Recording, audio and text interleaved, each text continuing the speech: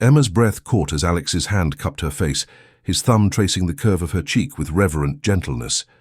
They stood in her tiny apartment kitchen, the space between them crackling with weeks of building tension, finally reaching its breaking point. "Emma," he whispered, her name like a prayer on his lips.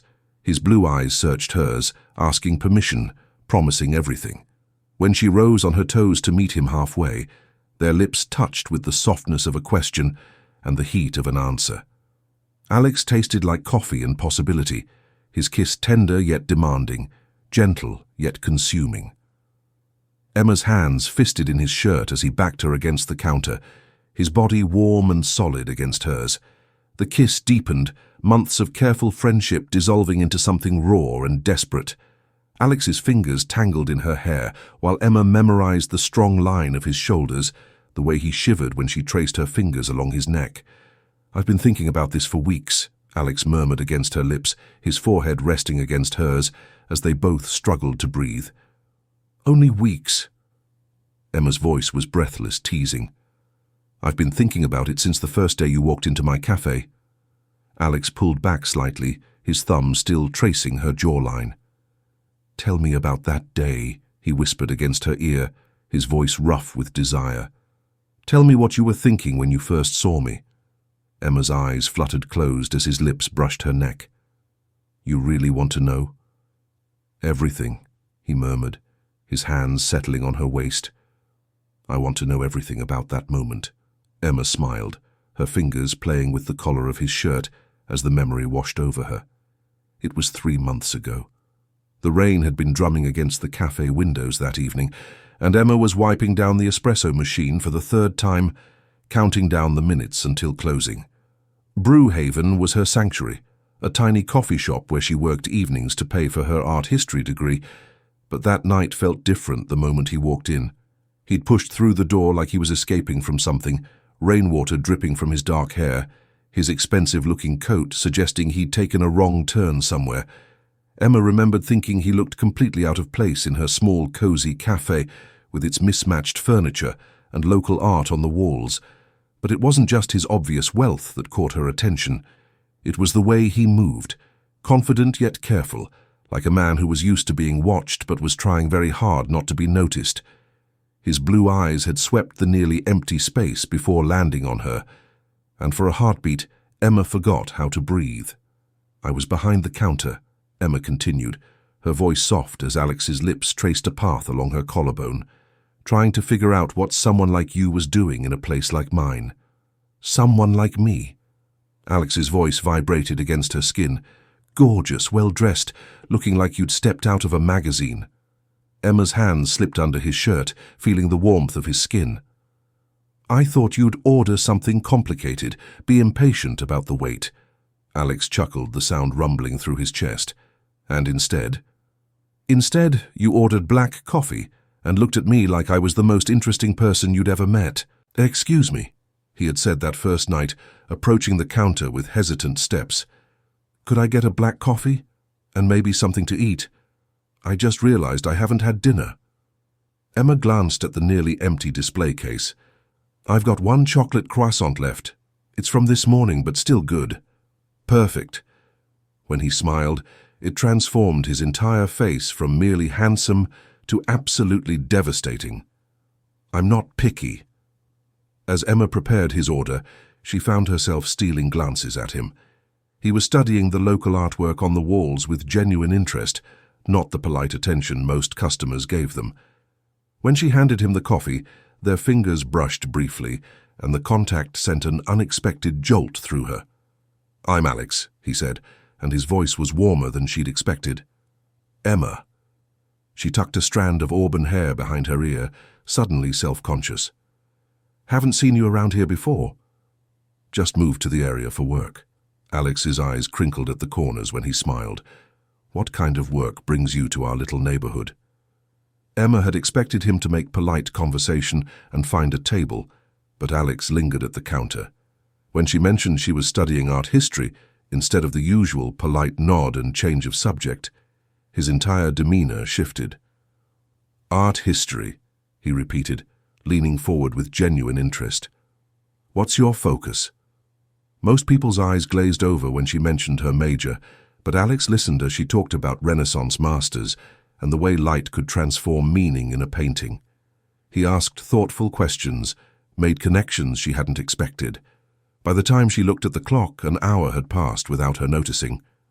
"I should let you close up," Alex said, following her gaze. "Oh, it's fine.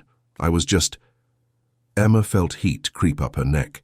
She'd been completely absorbed in their conversation. "How about I help?" Alex was already moving to stack chairs. "Least I can do since I've been camping out here all evening." That's when Emma knew she was in trouble. Most customers, especially ones who clearly had money, didn't offer to help close a coffee shop. But Alex worked alongside her, asking more questions about her classes, her dream of working in a museum someday. "I should probably head home," Alex said as Emma finished with the register. "But Emma, would it be okay if I came back tomorrow? Same time?" The question caught her off guard. "We'll be here," she managed. "Good." Alex's smile was soft, almost shy. "I'll see you tomorrow, then." Emma watched him walk away into the drizzling night, her heart racing in a way that had nothing to do with caffeine. "You came back the next night," Emma murmured against Alex's neck, bringing herself back to the present moment in her kitchen. "And the night after that." "I couldn't stay away," Alex admitted, his hands tightening on her waist. "Do you know what you did to me that first night?" "Tell me," Emma breathed. Alex pulled back to look at her, his blue eyes dark with desire and something deeper. "You made me forget who I was supposed to be. For the first time in years, I was just Alex. Not a title, not a reputation, not a bank account. Just a man talking to a beautiful, brilliant woman who made me remember what it felt like to be real." Emma's heart clenched at the vulnerability in his voice. Over the past 3 months, she'd learned that Alex was different from anyone she'd ever met. He was intelligent and well-traveled, with an almost encyclopedic knowledge of art, wine, and literature that he tried to downplay whenever it made him sound too sophisticated for her neighborhood cafe. "You always seemed so worldly," Emma said, tracing patterns on his chest, "like you'd lived a dozen different lives." "Maybe I had," Alex said quietly, "but none of them felt real until I met you." Their relationship had developed slowly, built on evening conversations and shared laughter. Alex came to the cafe every night Emma worked, staying until closing time, helping her clean up without being asked. He remembered details about her classes, brought her books he thought she'd enjoy, listened to her dreams with an intensity that made her feel like they actually mattered. But there were things about Alex that didn't quite add up.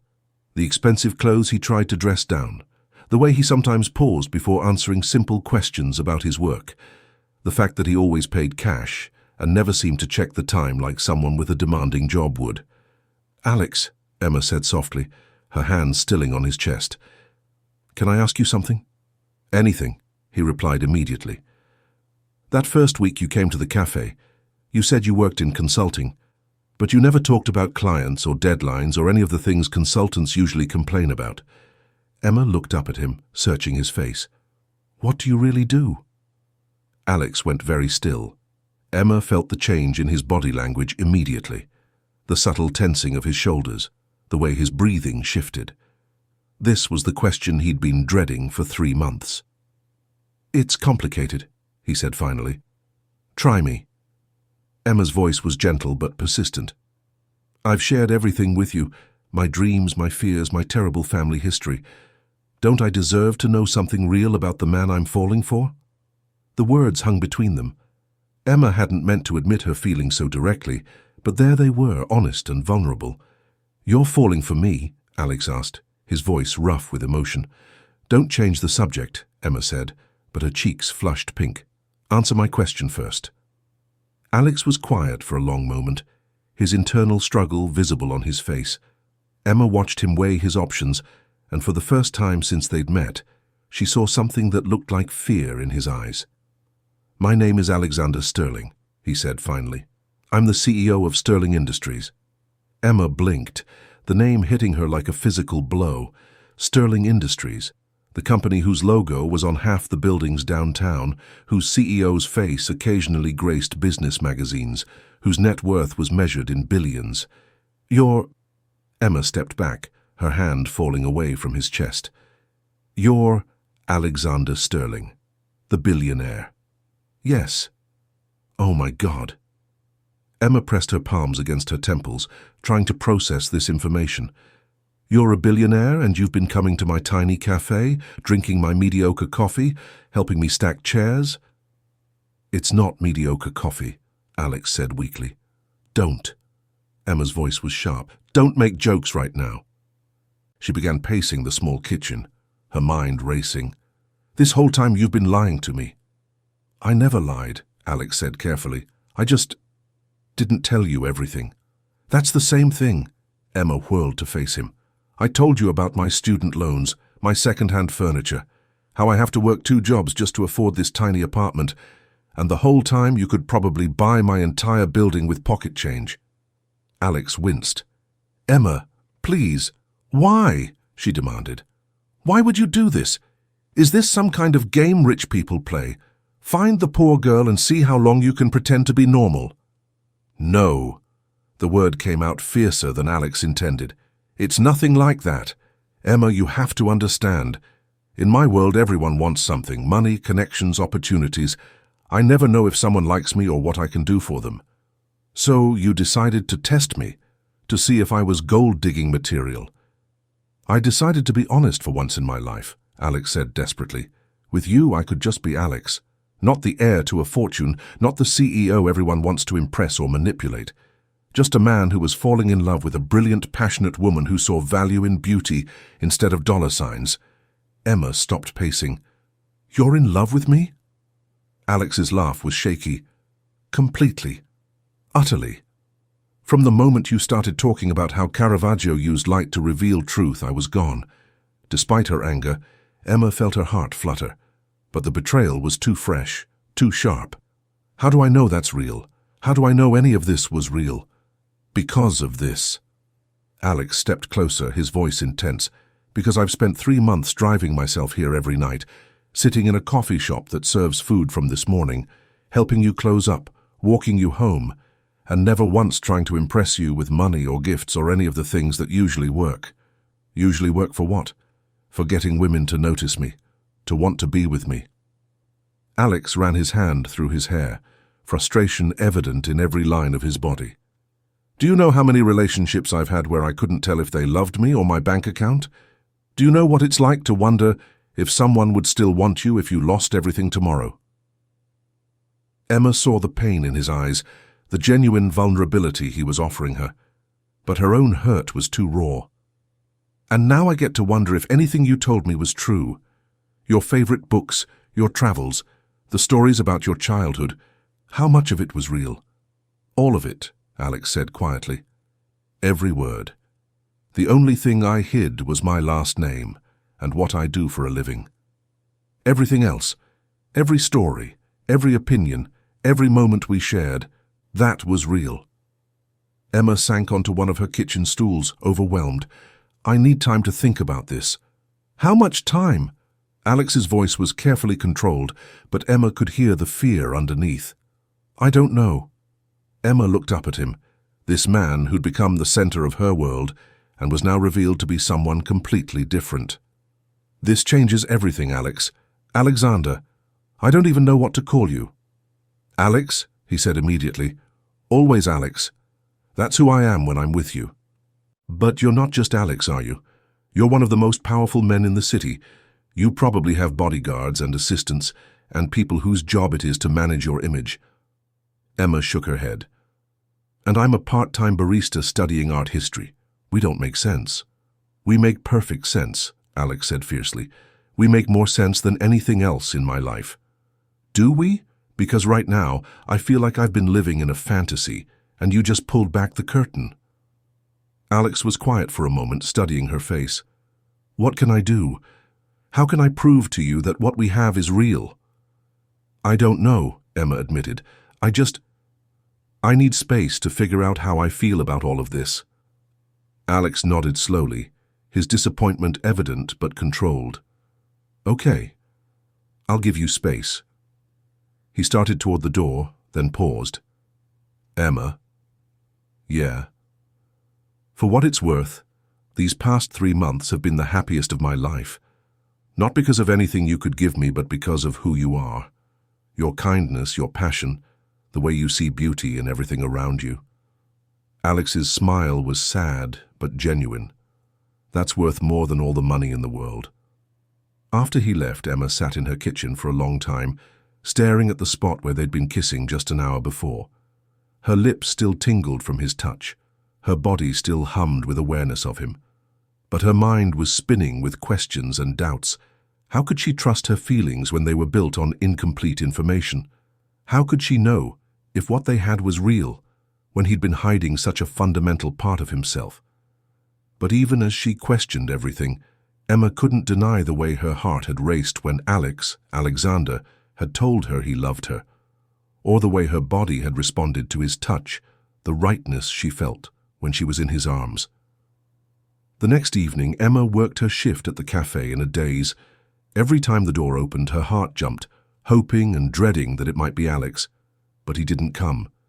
He'd promised her space, and apparently, he meant it. Sarah, her co-worker, noticed her distraction immediately. "You look like someone stole your favorite paintbrush," she observed. "Everything okay?" "Just tired," Emma lied, but Sarah wasn't fooled. "This is about mystery coffee shop guy, isn't it? The one who's been coming in every night for months." Sarah refilled the pastry case, watching Emma carefully. "Did something happen?" Emma almost laughed. If only Sarah knew exactly how much had happened. "You could say that. Want to talk about it?" Emma considered it, but how could she explain that the man she'd been falling for was actually a billionaire CEO? It sounded like something out of a romance novel. "Maybe later," Emma said instead. But later never came. Emma went home to her empty apartment, made dinner for one, and tried to focus on her homework. Every few minutes, she found herself glancing at her phone, wondering if Alex would call or text. But he remained silent, giving her the space she'd asked for. 3 days passed, then a week. Emma threw herself into her studies and her work, but everything felt hollow. She missed their conversations, missed his laugh, missed the way he looked at her like she was the most fascinating person in the world. On Friday evening, Emma was closing the cafe alone when she heard a familiar voice behind her. "Emma." She turned to find Alex standing in the doorway, looking uncertain in a way she'd never seen before. He was wearing jeans and a simple sweater, his hair slightly mussed like he'd been running his hands through it. "Hi," she said softly. "Hi." Alex took a tentative step inside. "I know you asked for space, but I brought you something." He held out a small wrapped package. Emma hesitated, then took it, her fingers brushing his briefly.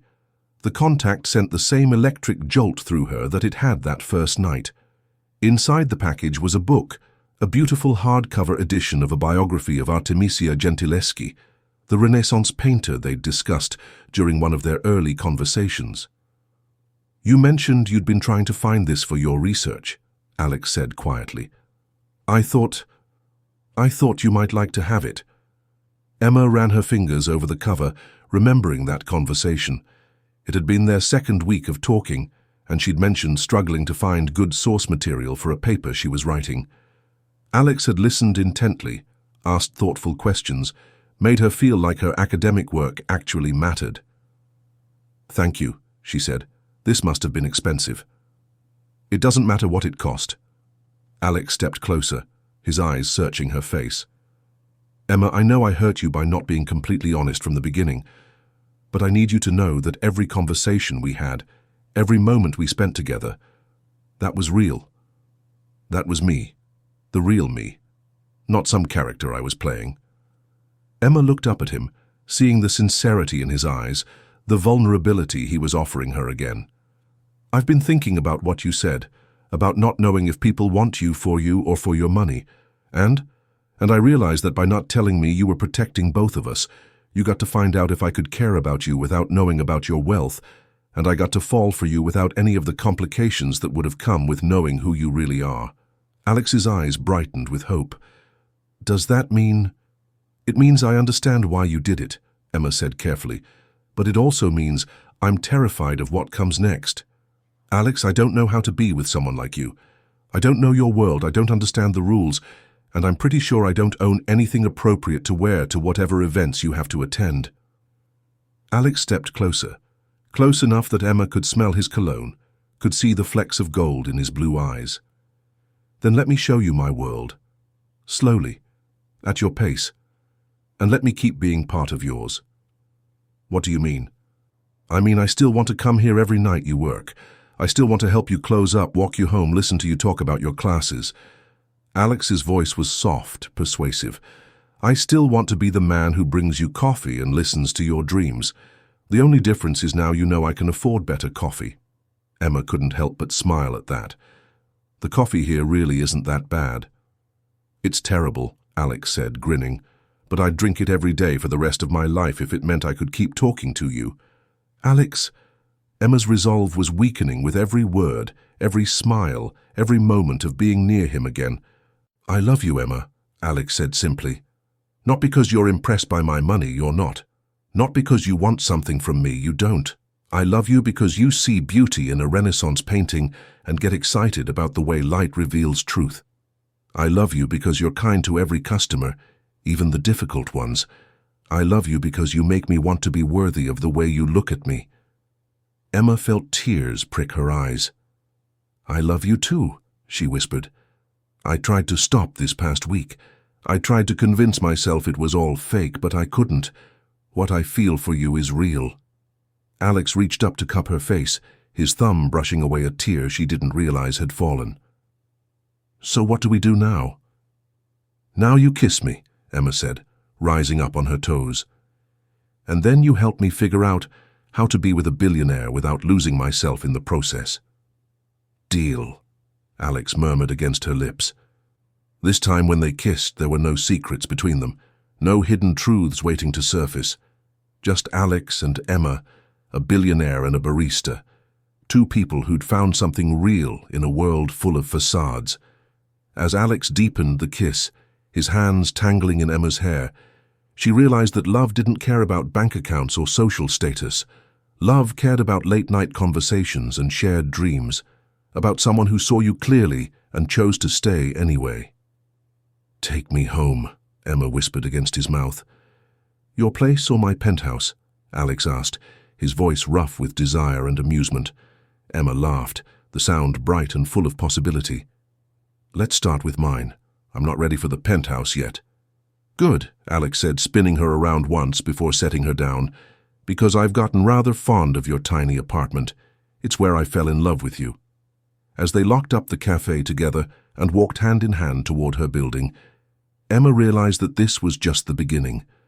There would be challenges ahead, meeting his friends, learning to navigate his world, figuring out how to blend their very different lives.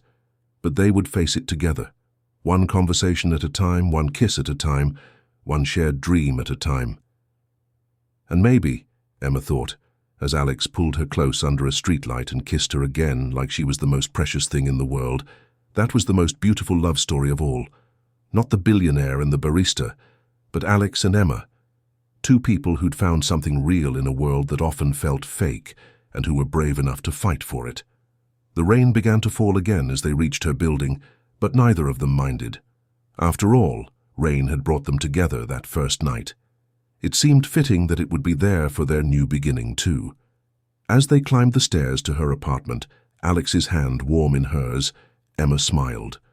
Tomorrow would bring new challenges, new discoveries, new adventures.